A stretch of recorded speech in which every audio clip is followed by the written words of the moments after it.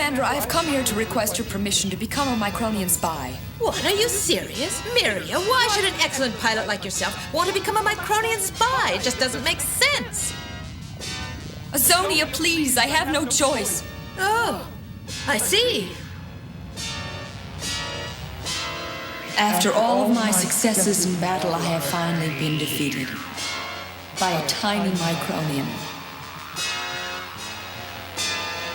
So now I am becoming a Micronian.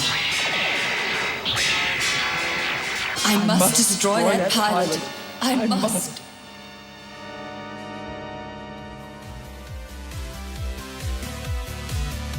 After weeks of endless searching all around the Micronian ship, looking for the warrior who had beaten her, all Miriya had really found was that Micronian society was strange and confusing. But now she'd found something she understood, something about them that resonated with her. An entire subculture of their society she found extremely revelatory. I finally discovered how these Micronians have developed such amazing skill in handling their fighting machines. They participate in simulated war games on these computerized devices while they're growing up. By the time they reach maturity, they've become superb galactic warriors. Very clever. Miriya Perino had discovered video games.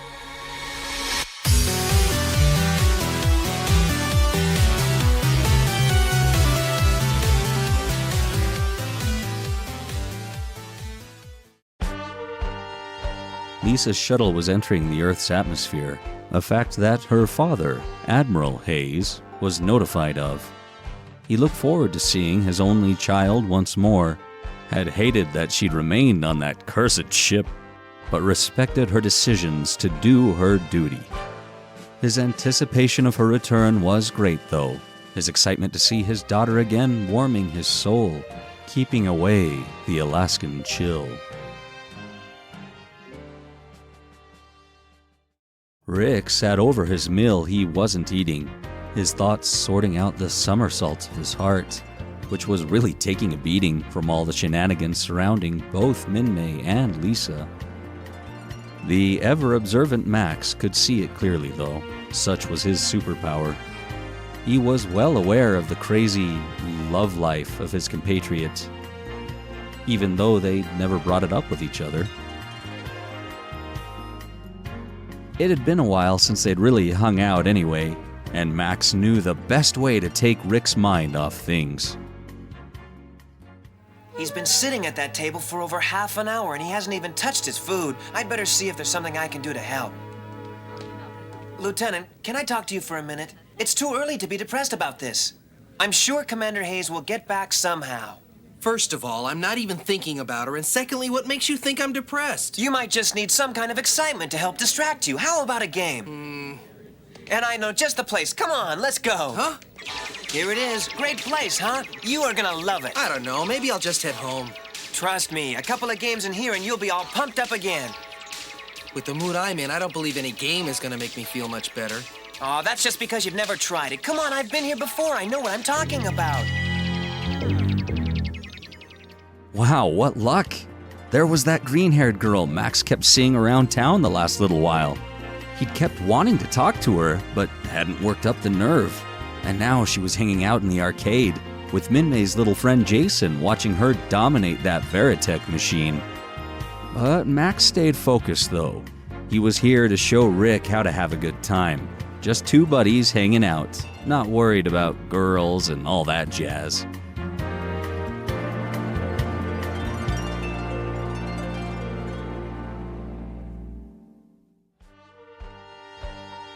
Lisa's shuttle landed on the tarmac in Alaska, and her father couldn't help but notice the damage the shuttle had incurred. In both excitement to see her and dread something might have happened to her, he runs over to where the hatch had just opened for the passengers to disembark. And there she was, safe and sound, his little girl finally come back to him. Lisa, thank goodness you're here. You finally got off that terrible ship. Come on down, we've got a lot of talking to do. Admiral, Lieutenant Commander Hayes reporting, sir. I'm carrying a special dispatch from Captain Henry Global, commander of the SDF-1 for the United Earth Governing Council.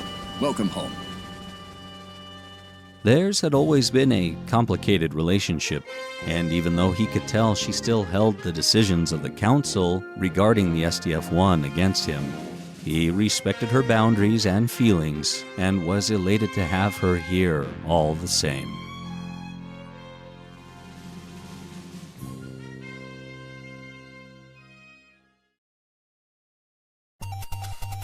This high-tech arcade had some wild games, including a Lupin the Third game, with what looked like Lupin himself playing.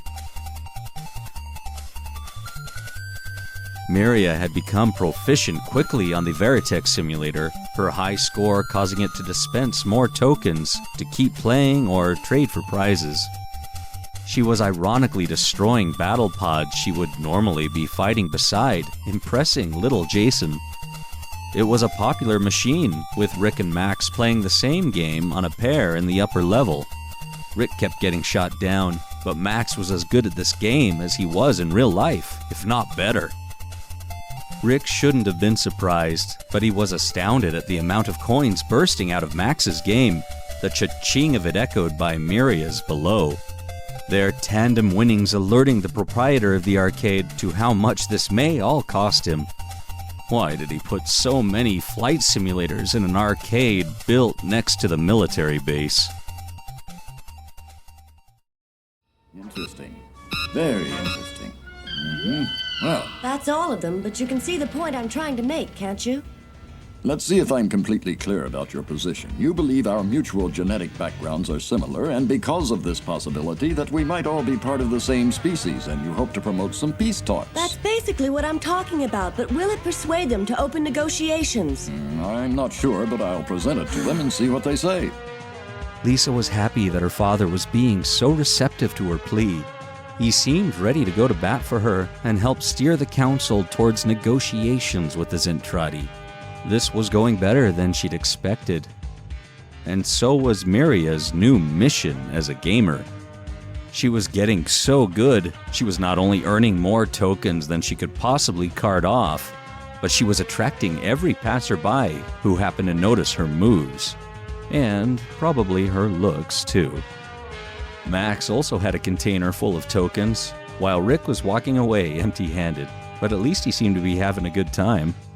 They moved to the lower levels, but Max stopped halfway down, seeing the green-haired girl was still playing. Not only that, he saw she played well enough to earn more than a few tokens herself.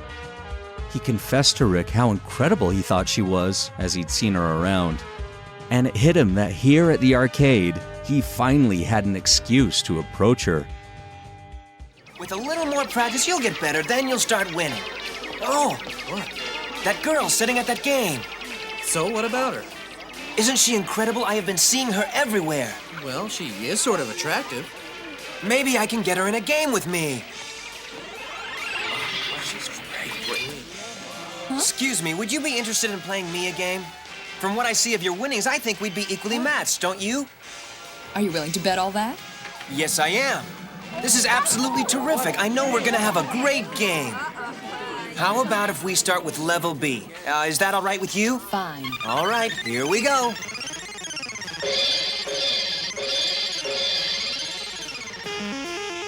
They were both excited to face each other for incredibly different reasons. Max thrilled that he finally had a chance to talk to this girl, and Miriya, noticing his uniform, couldn't wait to test her skills against this pilot and dominate him on the Micronian's own battle simulator.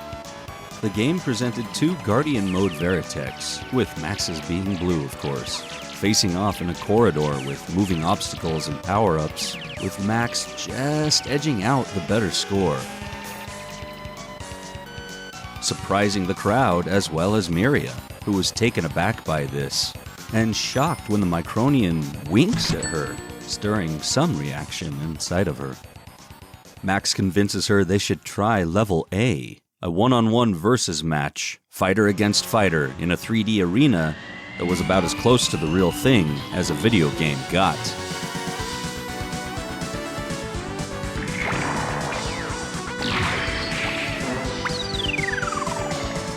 crowd looked on in anticipation while Rick watched from the stairs above, fascinated as anyone to see if Max could pull off a win, but also curious to see how Max's luck with girls would turn out.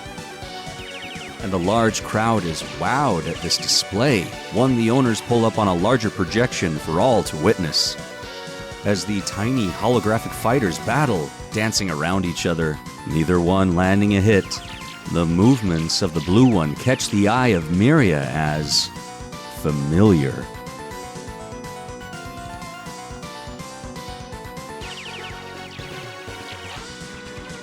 Her own style was so aggressive, while his was graceful in his feints and counterattacks, exactly like the Micronian she battled in the skies of their planet. This match was going on for some time, the crowd glued to the display, the outcome anyone's guess. The longer it continued, the more convinced Miriya became that this was the very pilot she'd sought revenge on, the same pilot Chiron had forewarned her of.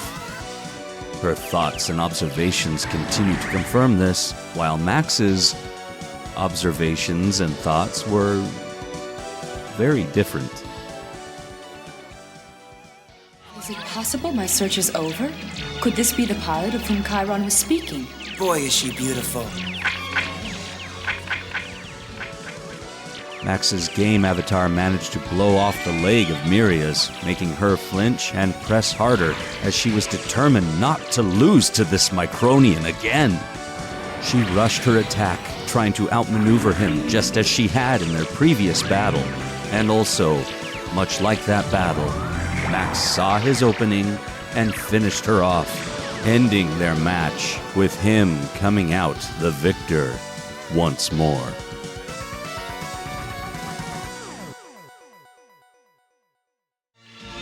I lost. He beat me in 5 minutes. It's unbelievable. I won't be humiliated like this. Wow, buddy, you must be some kind of piloting genius to have pulled that off. I don't know. I wouldn't say that exactly. There were a couple of tight spots in the middle and near the end, but all in all, it wasn't too tough. Oh. Wait, don't go. This could be my only chance to get your name and phone number. My name is Miriya, and I don't presently have a phone number. Then would you meet me at the park tomorrow morning at 9 o'clock? Oh, whatever you want. Just let me go. Thank you. Well, friend, that's some beautiful lady you made a date with. I hope she plans to show up. Isn't she something? Rick was astounded at the whole encounter and not really sure what to make of Max's pickup techniques. He just hoped it worked out better for his friend than his own love life had treated him. Also, as a kid, I always thought this guy was Sean Phillips. I mean, it's not, but I kinda thought he looked like him. Anyway. Lisa patiently waited for her father, who was inside the council chambers, presenting Lisa's findings and report to his contemporaries. She could only pray they'd be receptive to her findings and the proposal of peace negotiations.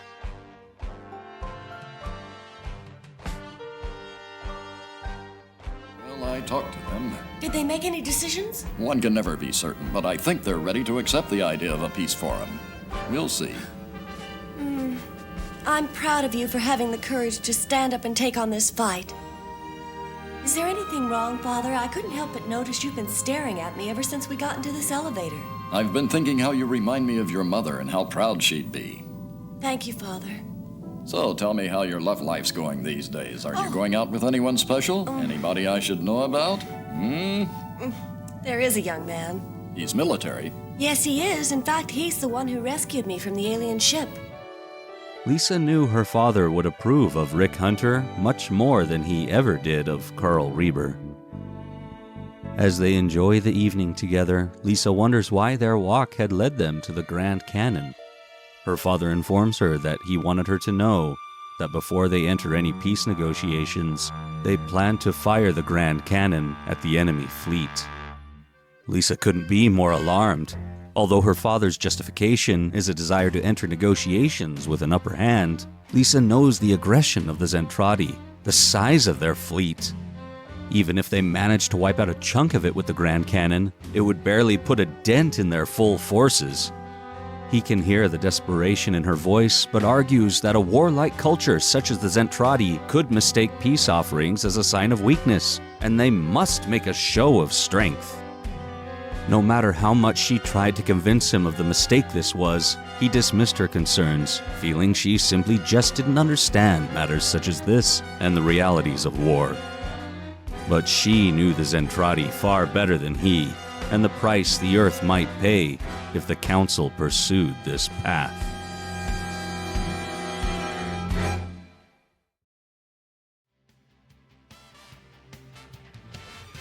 At the hospital in Macross City, Minmay and Kyle had been pressured into giving a press conference about the injuries Kyle had sustained, Minmay's continued concert schedule, and the rumors that had been flying around about their personal relationship. Minmay, is it true you've been helping Kyle recover right beside his bed for the whole week? I don't think I'd put it that way. Minmay, rumor has it that both of you are about to get married. Have you got anything to say about that? Absolutely untrue. Can you tell us how your ex-boyfriend reacted when you told him about these marriage plans? Oh, you must mean Rick Hunter. He was just a friend. Oh, come on. I guess maybe I was. Be evasive. You know that's not what we heard. Be pretty close to him, right? You mean to tell us you never discussed marriage at all? Rico, what do they mean by marriage? Why do these people keep talking about it? Oh, because marriage is something important. When two people get married, they go off someplace private and spend their time pressing their lips together. I'm not gonna do that with my lips. Kyle, tell the truth. Have you proposed marriage to Minmay? No, I haven't. Sounds like a pretty weak denial. Maybe you just haven't had the chance, right? No, I've been thinking about the... Yes? Thinking about how I'd actually say it to her, because I don't mind telling you it's something I've considered. Minmay, what do you have to say? Kyle, are you serious? Kyle, what are you planning to go on your honeymoon? Please. Why don't you ask her now, Kyle? Please. Listen to man, just Well, there you have it, folks. I can't believe it. Boy, do I feel stupid. Here I was thinking we had something special going, and all the time she's just waiting for Kyle to propose to her. Lieutenant. Huh? Come on in. Hi. Yeah, sorry, I know you were probably asleep, but it's something important. I'm thinking about wearing this tie for the date. And I wondered if maybe it made me look too sophisticated, you know? Maybe I should wear a gold chain. I'm glad that Max is being such a dork about his date, a sentiment Rick seems to feel as well. Finding no peace in his room or any sleep after seeing that press conference with Minmay, he goes to the observation park, looking at the earth below, not unconsciously knowing that is where Lisa currently is.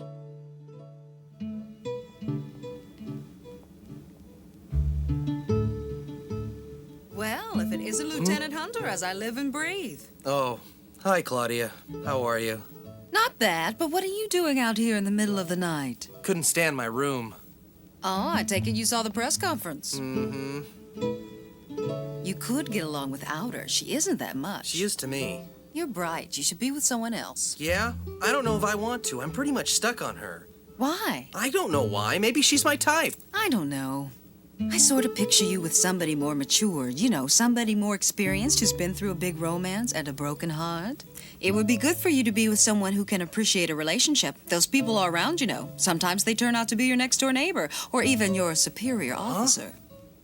Gotta go. Claudia? You mean Lisa, don't you? Did you hear me mention anyone by that name? I only said those people are around. Sometimes they've been known to pass by so close you can't even see them. Now, don't stay up too late. Things will look a lot better in the morning. Wow. Rick could understand what his big brother had seen in Claudia.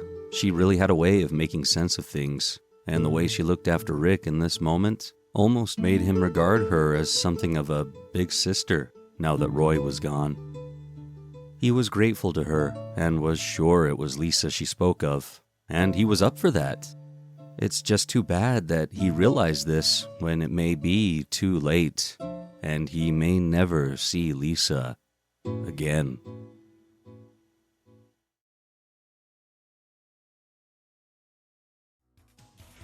My brother and Bash and I had reached the end of Volume 4 of this macross saga of Robotech, and what a ride it had been. So much had happened, from the death of Ben Dixon to the exile of the SDF-1 from the Earth, the return of Breetai, the exodus of the ZENTRAEDI defectors in joining the people of Macross, and the dilemma Rick found himself in with his heart torn in two different directions. And of course, there was still the continuing story of Max Sterling and the ZENTRAEDI pilot Miriya, who had infiltrated the SDF-1 in order to kill him face to face. And you all thought Rick's dating life was complicated.